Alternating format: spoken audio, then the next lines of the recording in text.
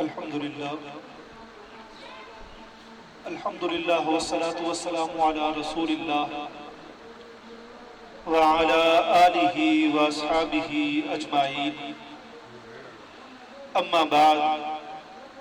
قال اللہ تبارک وتعالی فی القرآن المجید اعوذ باللہ من الشیطان الرجیم بسم اللہ الرحمن الرحیم والسابقون الاولون من المہاجرین والانصار والذین اتبعوهم بإحسان رضی اللہ عنہم ورضوا عنہ وعد لهم جنات تجری تحتها الانہار خالدین فیہا ابدا ذالک الفوز العظیم۔ صدق اللہ العظیم۔ ایک دفعہ سورہ فاتحہ کی تلاوت کر کے نبی مکرم صلی اللہ علیہ وآلہ وسلم کی پاک بارگاہ میں ہدیہ عقیدت پیش کریں گے۔ اعوذ باللہ من الشیطان الرجیم بسم اللہ الرحمن الرحیم الحمدللہ رب العالمین الرحمن الرحیم مالک یوم الدین ایاک نعبد و ایاک نستعین اہدنا الصراط المستقیم صراط الذین انعمت علیہم غیر المغضوب علیہم ولا الضالین آمین۔ الصلاۃ والسلام علیک یا سیدی یا رسول اللہ، الصلاۃ والسلام علیک یا سیدی یا نبی اللہ، الصلاۃ والسلام علیک یا سیدی یا محبوب اللہ وعلی آلک واصحابک یا سیدی یا شفیع المذنبین۔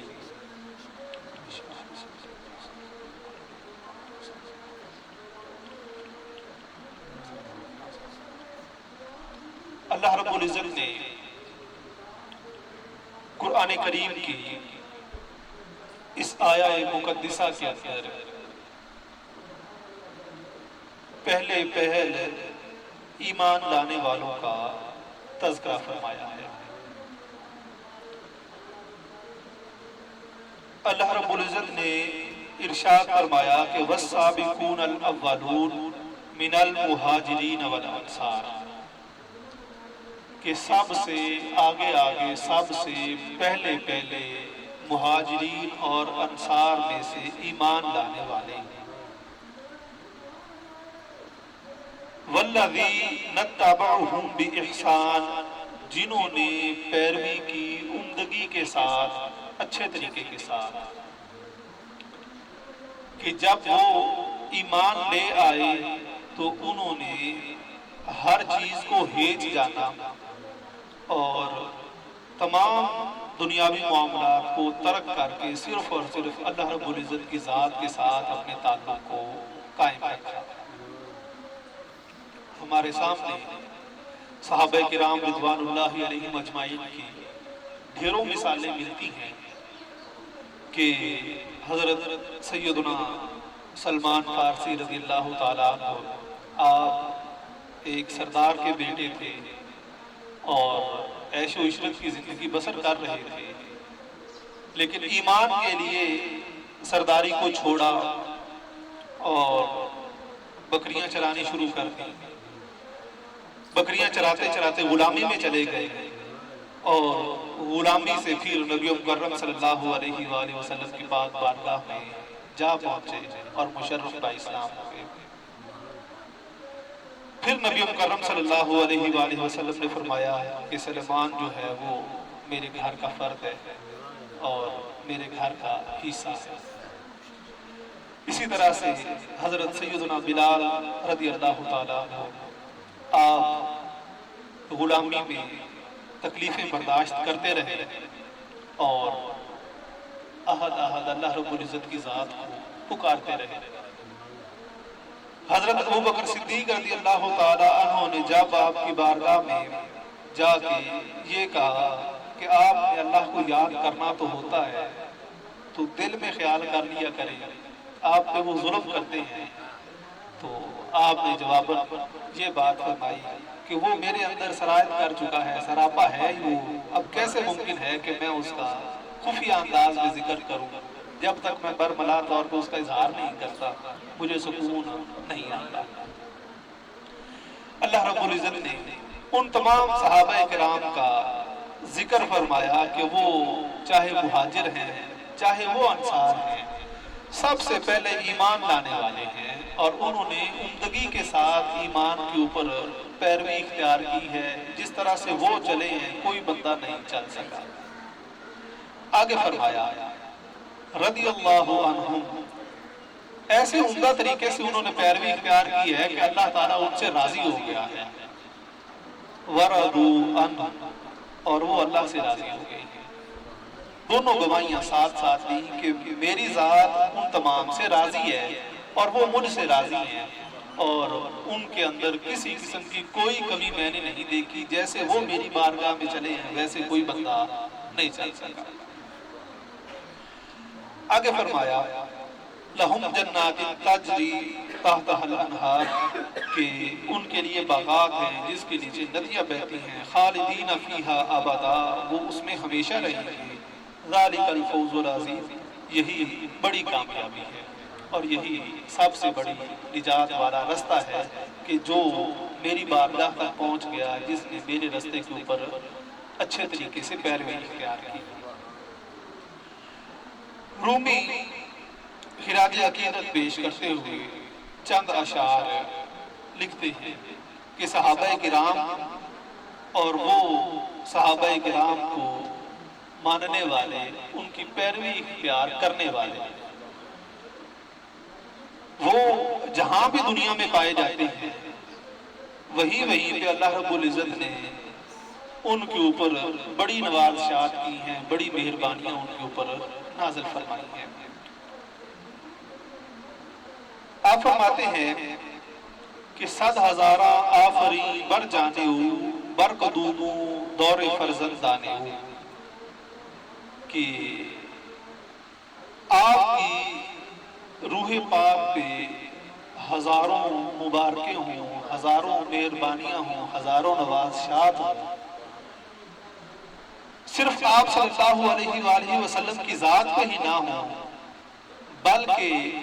بر قدوم و دور فرزندانے ہو، بلکہ وہ آپ کے فرزند، وہ آپ کے جانشین جو آپ کے بعد رہبر و رہنما بنے، ان کے اوپر بھی لاکھوں مبارکیں ہوں، لاکھوں ان کے اوپر مہربانیاں اللہ رب العزت کی طرف سے ہوں کہ انہوں نے اسلام ہم تک پہنچایا، دین ہم تک پہنچایا۔ اب وہ احباب جو اس بات میں لگے رہتے ہیں کہ نعوذ باللہ جو صحابہ کرام رضوان اللہ علیہم اجمعین وہ نبی مکرم صلی اللہ علیہ وآلہ وسلم کے ظاہری پردہ فرمانے کے بعد دین اسلام سے ہٹ گئے تھے یا انہوں نے دین اسلام کو چھوڑ دیا تھا، تو آج بھی اسلام ہم تک کیسے پہنچا ہے؟ وہ کون لوگ ہیں جنہوں نے دین ہم تک پہنچایا ہے؟ اگر وہی دین سے ہٹ گئے تھے تو پھر دین زندہ کس نے رکھا ہے؟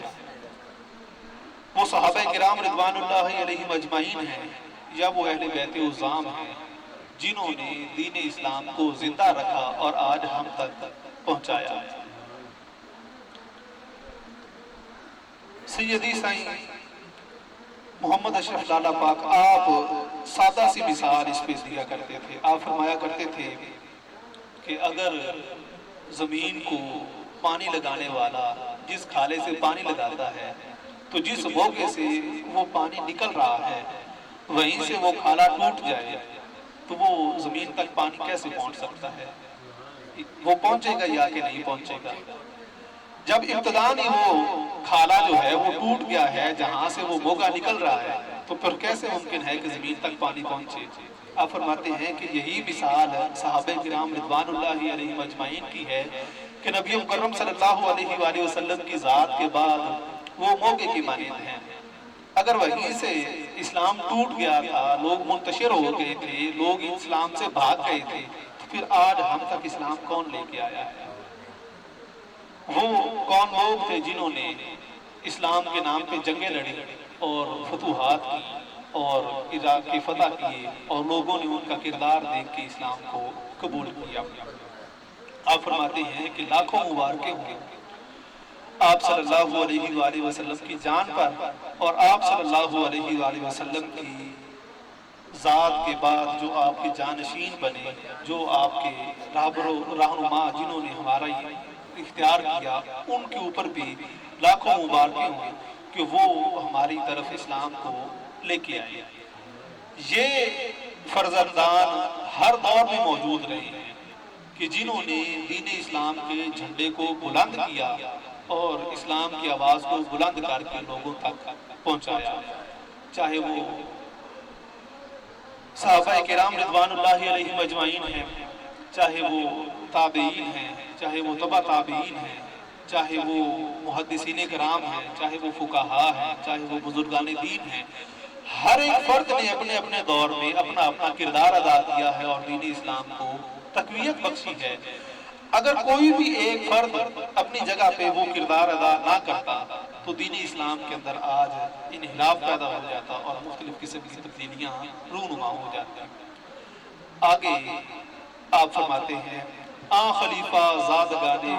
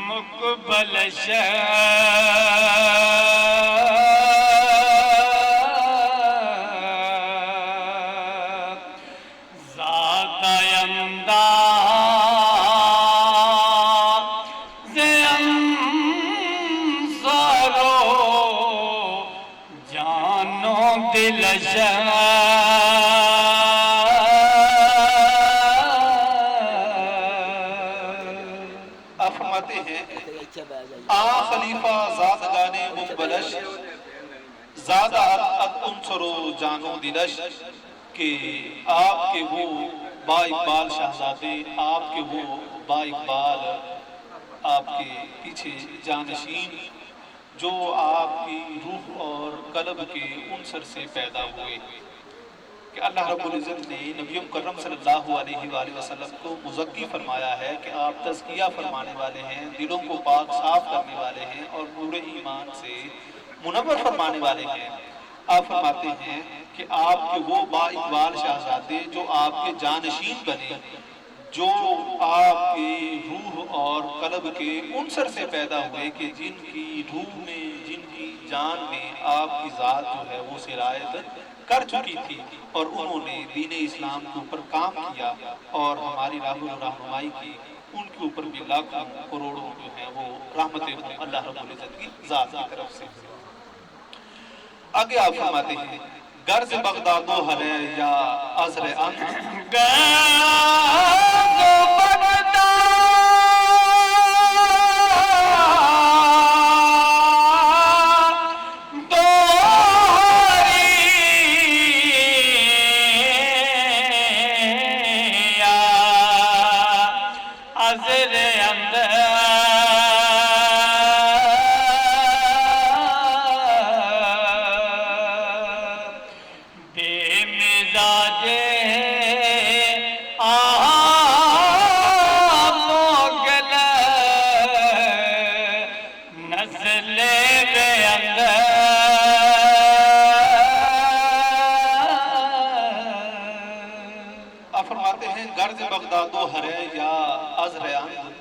کہ وہ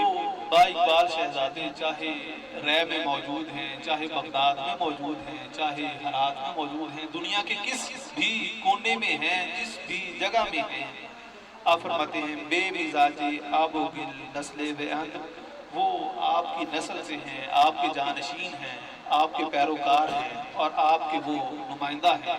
کہ نبی مکرم صلی اللہ علیہ وآلہ وسلم نے ارشاد فرمایا کہ میرے صحابہ کرام ستاروں کے مانند ہیں، جس کی تم اقتداء کرو گے ہدایت پا جاؤ گے۔ تو وہ لوگ جو صحابہ کرام اور ان کے جانشین جہاں جہاں دنیا میں موجود ہیں، جو جو بندہ جہاں جہاں بیٹھ کے ان کی اقتداء کرے گا وہ ہدایت پا جائے گا، اور وہ ایک چراغ کی مانند ہیں، ایک روشنی کی مانند ہیں، جنہیں وہ نور اللہ رب العزت کی ذات نے عطا فرمایا ہے۔ آگے اس کے اوپر آپ دو مثالیں دیتے ہیں، ان کو بعد ہم آگے دوسرا مضمون پڑھیں گے۔ آپ فرماتے ہیں شاخ گل ہر جا کے رویت ہم گلست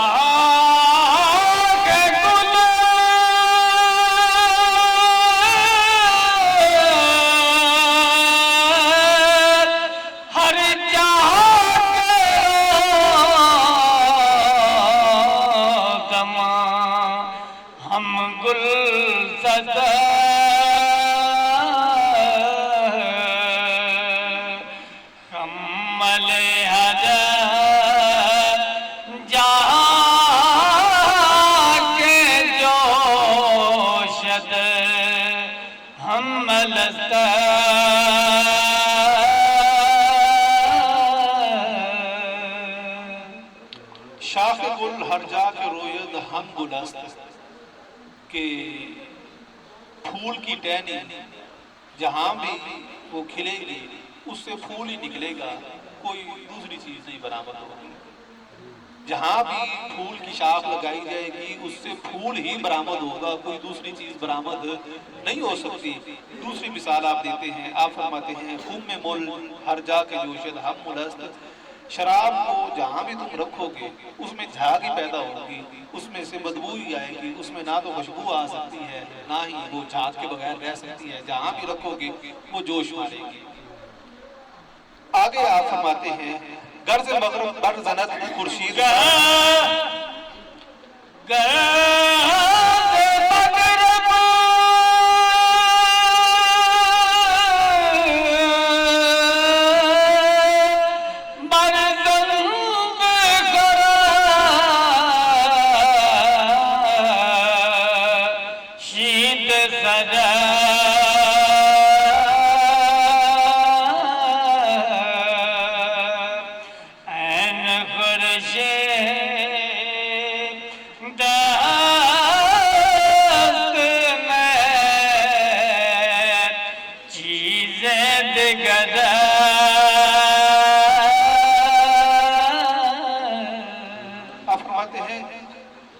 گرز مغرب برزند خورشید سر،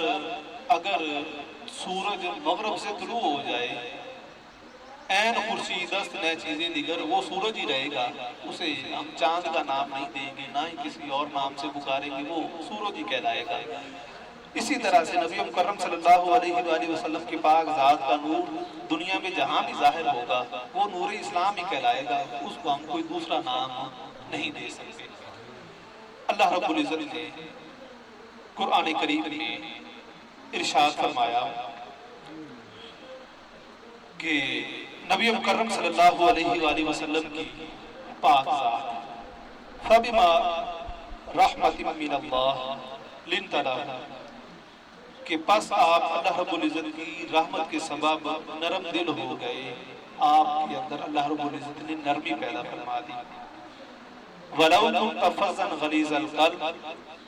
اگر آپ تند مزاج ہوتے، سخت مزاج ہوتے، سخت دل ہوتے، لَنْفَضُّوا مِنْ حَوْلِكَ، تو یہ لوگ آپ سے منتشر ہو جاتے، ادھر ادھر چلے جاتے، آپ کے پاس نہ بیٹھتے۔ فَاعْفُ عَنْهُمْ، اگر ان سے کوئی غلطی ہو جائے تو آپ ان سے درگزر فرمائیں۔ وَاسْتَغْفِرْ لَهُمْ، اور ان کے لیے مجھ سے بخشش طلب کریں کہ باری تعالیٰ تو بھی انہیں معاف کر دے۔ وَشَاوِرْهُمْ فِي الْأَمْرِ، اور کام کاج کے معاملے میں ان کے ساتھ مشورہ کیا کریں۔ اللہ رب العزت نے نبی مکرم صلی اللہ علیہ وآلہ وسلم کو فرمایا کہ پس آپ کو میں نے اپنی رحمت کے سبب نرم بنا دیا، سراپا رحمت بنا دیا۔ ایسی رحمت آپ کے اندر میں نے پیدا فرمائی کہ جو رحمت اتنی نرم ہے کہ لوگ آپ کے ارد گرد جمع ہونے شروع ہو گئے اور لوگوں نے آپ کو پہچان لیا کہ ہم نے ان کی اتباع کرنی ہے۔ صرف انسانوں نے ہی نہیں بلکہ حیوانوں نے، درختوں نے، پتھروں نے، ہر چیز نے آپ کی گواہی دی کہ آپ اللہ کے سچے نبی ہیں، آپ کی ہم نے اتباع کرنی ہے۔ اللہ رب العزت فرماتا ہے کہ ہم نے آپ کو سراپائے رحمت بنایا اور یہ ہم نے اپنی جناب سے کیا ہے۔ آگے فرمایا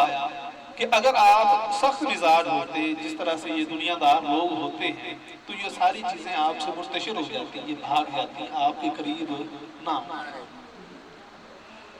فَاعْفُ عَنْهُمْ، بس آپ ان سے درگزر فرمائیں کہ اگر ان سے کوئی غلطی ہو جاتی ہے، کوئی کوتاہی ہو جاتی ہے تو آپ نے ان کو معاف کر دینا ہے۔ وَاسْتَغْفِرْ لَهُمْ، اور ان کے لیے بخشش طلب کریں۔ وَشَاوِرْهُمْ فِي الْأَمْرِ، اور ان کے ساتھ صلاح مشورہ کیا کریں، ہر کام میں جو بھی آپ نے کرنا ہو ان سے مشورہ کر لینا چاہیے۔ رومی فرماتے ہیں کہ جب اللہ رب العزت نے مشورہ کرنے کا حکم ارشاد فرمایا ہے تو پھر کیا وجہ ہے کہ تو اپنے آپ کو اتنا سیانہ سمجھتا ہے اور مشورہ کرنے کو پسند نہیں کرتا۔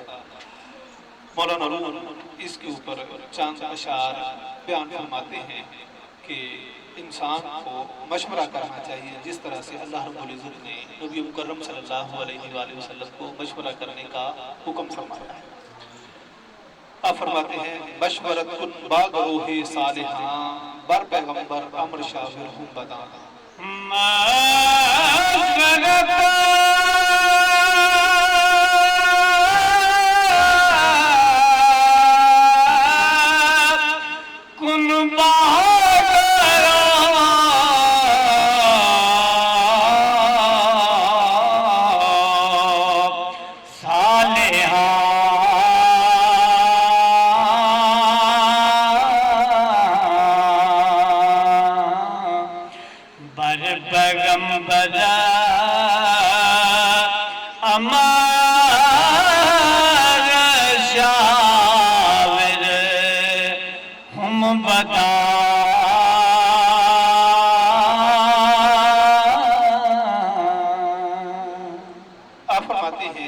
مشورت کن با گروہ صالحاں، کہ اچھے لوگوں کے ساتھ تو مشورہ کیا کر۔ یہ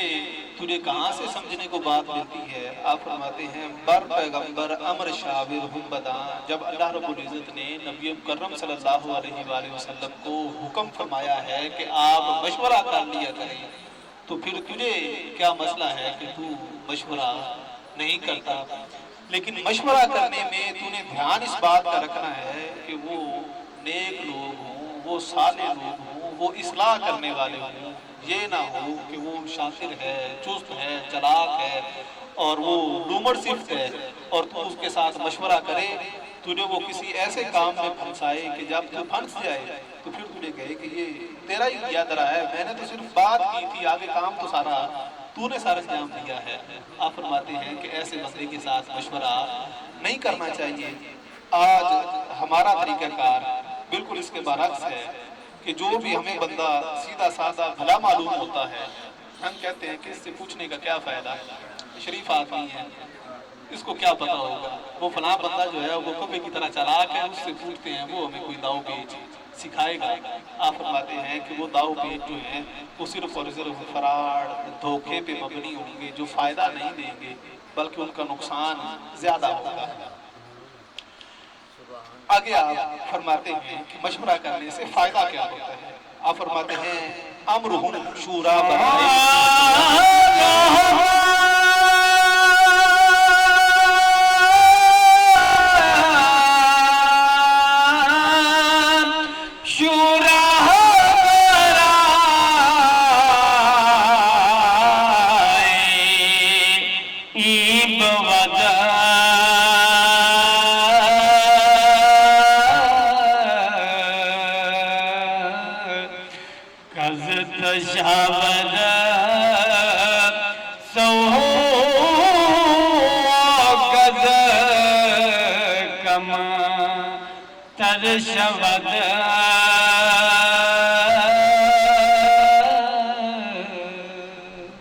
آپ فرماتے ہیں کہ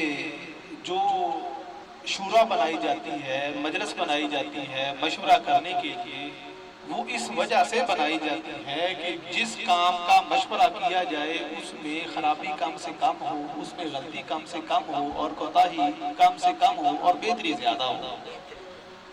اس کے اوپر آپ مثال دیتے ہیں کہ کس طرح سے مشورہ کرنے سے بہتری پیدا ہوتی ہے جسے تو اچھا نہیں سمجھتا کہ مشورہ کرنا اچھا نہیں ہے، جبکہ مشورے کرنے کے اندر بہت زیادہ بہتری ہے۔ آپ اس کے اوپر ایک مثال دیتے ہیں، آپ فرماتے ہیں کہ جو عقلیں ہیں انسانوں کے اندر اللہ رب العزت نے رکھی ہیں، یہ ساری کی ساری اللہ رب العزت کا نور ہے۔ آپ فرماتے ہیں کہ جس طرح سے کسی ایک جگہ پہ ایک دیا جل رہا ہو تو وہاں پہ روشنی ایک دیے کی مقدار ہوتی ہے، جہاں پہ 20 دیے جل رہے ہوں گے تو وہاں پہ روشنی کم ہوگی یا کہ زیادہ ہوگی۔ آپ فرماتے ہیں کہ یہی مثال مشورے کی ہے کہ جب تو لوگوں کے ساتھ مشورہ کرے گا، نیک لوگوں کے ساتھ، تو انہیں اللہ رب العزت نے اپنی ذات کا نور عطا کیا ہوگا۔ جب وہ سارے کا سارا نور ملے گا تو اس میں جو روشنی پیدا ہوگی اس سے تیرے لیے بہتری کا راستہ نکلے گا، تیرے لیے خرابی کا راستہ کم سے کم ہو جائے گا، نقصان کا چانس کم ہو جائے گا، بہتری کا چانس تیرے لیے زیادہ ہو جائے گا۔ اللہ رب العزت نے قرآن کریم میں خود ارشاد فرمایا ہے کہ اللہ رب العزت جو ہے وہ نور ہے، اور وہ ایسا نور ہے جو ہدایت دینے والا ہے، اور جس کو وہ ہدایت عطا فرما دیتا ہے وہ پھر دوسروں کو بھی روشنی کر دیتا ہے، دوسروں کو بھی وہ ہدایت دے دیتا ہے۔ اللہ رب العزت نے قرآن کریم میں ارشاد فرمایا، بسم اللہ الرحمن الرحیم، اللہ نور السماوات والارض، کہ اللہ رب العزت آسمانوں اور زمینوں کا نور ہے۔ مثل نورہ کمشکات، اس کے نور کی مثال ایسے ہے کہ جیسے ایک کوئی الماری ہے، طاق ہے، جالا ہے، جس طرح سے پہلے پرانے گھروں کے اندر جالے بنائے جاتے تھے، ان کے اندر چراغ رکھ دیے جاتے تھے اور روشنی پورے کمرے میں ہوتی رہتی تھی۔ آپ فرماتے ہیں کہ اس کی مثال ایک طاق کی سی ہے، ایک الماری کی سی ہے، ایک جالے کی مانند ہے جس میں وہ نور رکھا ہوا ہے۔ فیہا مصباح، اس طاق میں، اس جالے میں ایک چراغ ہے، المصباح فی زجاجہ، اور وہ چراغ جو ہے وہ ایک شیشے میں ہے، کہ وہ جالا ہے، جالے کے اندر چراغ ہے، اور چراغ جو ہے وہ شیشے کے اندر بند ہے۔ اب کیا ہوتا ہے کہ جب وہ روشن ہوتا ہے تو شیشے سے اس کی روشنی زیادہ بڑھ جاتی ہے، زیادہ جب تیز ہوتی ہے، بڑھتی ہے، تو اس سے انسان روشنی حاصل کرتا ہے۔ اس کی سادہ سی جدید مثال یہ ٹارچ لائٹ کی ہے، کہ اس کے اندر چھوٹا سا بلب ہوتا ہے، پیچھے اس کے ایک کڑوی شیشہ لگا ہوتا ہے۔ عام طور پر اس بلب کو روشن کریں تو روشنی کم ہوتی ہے، لیکن جب وہ شیشے کے ساتھ روشن ہوتا ہے تو وہ روشنی دور تک بھی جاتی ہے اور تیز بھی جاتی ہے۔ اللہ رب العزت فرماتا ہے کہ میرے نور کی مثال ایسی ہی ہے کہ جیسے ایک آلہ ہے، اس کے اندر ایک چراغ ہے، چراغ جو ہے وہ شیشے میں ہے، جب وہ جلایا جاتا ہے تو اس سے روشنی پیدا ہوتی ہے۔ آپ فرماتے ہیں کہ اسی طرح سے اللہ رب العزت نے عقل جو ہے اس میں نور رکھا ہے، نیک لوگوں کی عقل میں۔ جب وہ اچھے لوگوں کے ساتھ مشورہ کرے گا تو وہ 20 لوگ ہیں، وہ 30 لوگ ہیں، جب ان کی عقلیں ملیں گی تو زیادہ نور پیدا ہوگا۔ جب زیادہ نور ہوگا تو تیرے لیے کوئی نہ کوئی اچھا حل نکالیں گے، تیرے لیے خرابی جو ہے وہ کم ہو جائے گی۔ آگے آپ فرماتے ہیں، غیرت حق پردائے انگیختست، سفلیو علوی بہم امیختست، کہ اللہ رب العزت نے حق کے اوپر پردہ ڈال رکھا ہے، کہ ہر بندہ جو ہے اس کے سینے میں کیا ہے یہ اللہ رب العزت کی ذات جانتی ہے، وہ ستار العیوب ہے، وہ کسی دوسرے بندے کے اوپر ظاہر نہیں ہے۔ اچھے اور برے کو اللہ رب العزت نے ملا کے رکھا ہوا ہے۔ اب تجھے جو اس نے عقل کا نور عطا کیا ہے، اور نبی مکرم صلی اللہ علیہ وآلہ وسلم کی ذات سے جو تیری تک نور پہنچا ہے، تو نے اس نور سے یہ بات پہچانی ہے کہ کون سی عقل سلیم ہے، کون سی عقل بہتر ہے، کون سا بندہ میرے لیے اچھا ہے، کس کے ساتھ میں نے بیٹھنا ہے۔ جیسے اللہ رب العزت نے قرآن کریم میں ارشاد فرمایا کہ قیامت والے دن وہ لوگ جو ندامت کے ساتھ اپنے ہاتھوں کو کاٹ رہے ہوں گے، اور جب ان سے پوچھا جائے گا تو وہ کہیں گے کہ ہم نے دنیا میں رہتے ہوئے فلاں غلط بندے کو دوست بنا لیا تھا، اس کی غلط دوستی نے ہمیں بہکایا، ہمیں قرآن کریم سے دور کیا، ہمیں نور ایمان سے دور کیا، آج ہم جہنم کے دروازے پہ کھڑے ہوئے ہیں۔ آپ فرماتے ہیں کہ اللہ رب العزت نے ایک پردہ رکھا ہے، اس پردے کے پیچھے اچھائی بھی ہے، برائی بھی ہے۔ اب تو نے اپنے ایمان والے نور سے اور نبی مکرم صلی اللہ علیہ وآلہ وسلم کے بتائے ہوئے طریقے سے پہچاننا ہے کہ وہ بندہ کون سا اچھا ہے اور کون سا میرے لیے مضر ہے، کون مجھے فائدہ دے سکتا ہے اور کون مجھے نقصان دے سکتا ہے۔ اسی طرح سے علامہ اقبال جو ہے وہ فرماتے ہیں کہ مشام تیز سے ملتا ہے صحرا میں نشاں اس کا، زنو تخمی سے ہاتھ آتا نہیں آہو تاتاری، کہ سونگھنے کی حس تیز ہو تو پھر صحرا میں بندہ کستوری والا ہرن ڈھونڈ سکتا ہے، اگر اس کا ناک بند ہے تو پھر وہ اسے نہیں ڈھونڈ سکتا، اٹکل پچو سے اور اندازے لگا کے اسے تلاش نہیں کیا جا سکتا۔ آپ فرماتے ہیں کہ اسی طرح سے تو اس وقت تیز حس والا ہوگا جب تو اللہ رب العزت کی ذات کے ساتھ دل کو مضبوط کرے گا، جب تو نبی مکرم صلی اللہ علیہ وآلہ وسلم کے ساتھ تعلق کو مضبوط کرے گا، تب تیرے دل کی آنکھ جو ہے وہ کھلے گی۔ جب تیرے دل کی آنکھ کھل جائے گی پھر تو اچھے لوگوں کو پہچان جائے گا کہ یہ بندے اچھے ہیں اور یہ بندے جو ہیں وہ برے ہیں۔ جس طرح سے سیدی صحیح شیر محمد گیلانی آپ فرماتے ہیں کہ اکھ دل والی جدو کھل جاتے ہیں عرش فرش ہو گئے یکساں بیلی، کہ جب دل کی آنکھ اللہ رب العزت کھول دیتا ہے تو پھر وہ چیزیں جو عرش پہ ہو رہی ہیں، جو زمین پہ ہو رہی ہیں، جو لوگوں کی دلوں میں چھپی ہوئی ہیں، وہ ساری کی ساری بندے کے اوپر عیاں ہو جاتی ہیں۔ اور یہ اللہ رب العزت کی عطا ہے۔ اس نے بھی قرآن کریم میں فرمایا ہے کہ ہم جسے چاہتے ہیں غیب کی خبریں عطا فرماتے ہیں، وہ ہر ایک بندے کو تو نہیں عطا فرماتے، جسے چاہتے ہیں، اور وہ اسے ہی اللہ رب العزت چاہتا ہے کہ جو عقل سلیم والا ہو، جو سلامتی والا دل رکھتا ہو۔ جب وہ سلامتی والا دل اس بندے کے وجود میں ہوگا اور نبی مکرم صلی اللہ علیہ وآلہ وسلم کی یاد سے معمور ہوگا تو پھر اس کی دل کی آنکھ کھل جائے گی۔ جب دل کی آنکھ کھلے گی تو پھر بندے کے اوپر سارے حجابات اٹھ جائیں گے۔ علامہ اقبال اسی وجہ سے فرماتے ہیں کہ دل بینا بھی کر خدا سے طلب، آنکھ کا نور دل کا نور نہیں، کہ یہ جو تو ظاہری آنکھ دیکھتا ہے یہ تو ہے ظاہر دیکھنے کے لیے، لیکن ایک دل والی آنکھ ہے، وہ اللہ رب العزت کی ذات سے تو نے طلب کرنی ہے۔ جب وہ کھل جائے تو پھر سارے معاملات جو ہیں وہ درست ہو جاتے ہیں۔ آپ فرماتے ہیں کہ تو دنیا میں چلتا پھرتا ہے روزی کی تلاش میں، فکر معاش میں، لیکن کبھی تو اس تلاش میں بھی نکلا ہے کہ تجھے کوئی ایسی عقل والا بندہ نصیب ہو جائے جو نبی مکرم جیسی عقل رکھتا ہو، جو نبی مکرم صلی اللہ علیہ وآلہ وسلم کی اسوہ حسنہ پر عمل پیرا ہوتا ہو، جو آپ صلی اللہ علیہ وآلہ وسلم کے معاملات کو سر فہرست رکھ کے چلتا ہو۔ آپ فرماتے ہیں کہ در مجالس میں طلب اندر عقول، آنچنا عقلے کے بود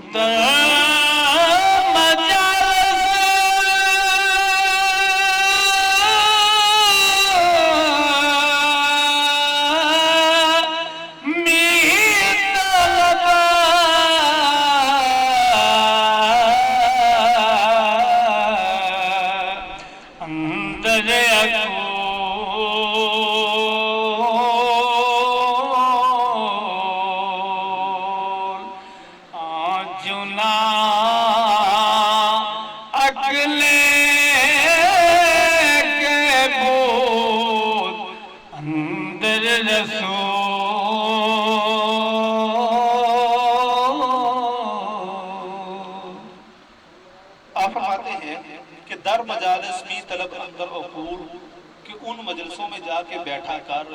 جو پاکیزہ ہوں، جو نیک لوگوں کی ہوں، جو اچھے لوگوں کی ہوں،